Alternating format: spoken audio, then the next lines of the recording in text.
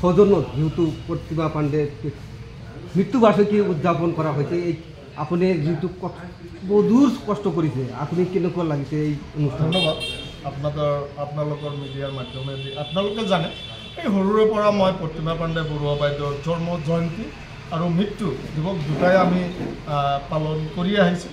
আৰু আপোনালোকে জানে বিভিন্ন অঞ্চলৰ যিখিনি আমাৰ নামনি অসমৰ শিল্পী সমাজ আছে আমি একটা পৰিয়ালৰ নিচিনাই আপোনালোকে জানে যে যিকোনো মুহূৰ্তত যিকোনো সময়ত যদি আমি এই শিল্পীখিনি ক'ত কেনেকুৱা আছে আমি সেইখিনি খবৰ লৈ যদি মাতি সিহঁতে আহে।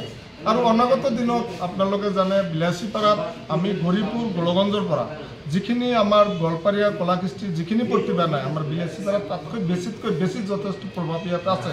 কিয়নো ইয়াত জানে প্ৰতিমা পাণ্ডে বৰুৱাৰ নামত ডাঙৰ এটা গৃহ আছে।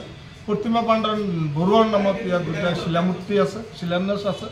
আৰু গোটেই মানে প্ৰতি বছৰে জন্ম আৰু মৃত্যু দুটাই প্ৰতিষ্ঠা আমি পালন কৰোঁ বিলাসীপাৰাত আছে। আপোনালোকে জানে আজি বিলাসীপাৰাত এনেকুৱা এটা ডাঙৰ অনুষ্ঠান হৈ আছে য'ত নেকি মিনিষ্টাৰ আহিব যে প্ৰতিমা পাণ্ডে বৰুৱাৰ দুটা ঠাইত আমাৰ আজি প্ৰতিষ্ঠা দিৱস পালন হ'ল।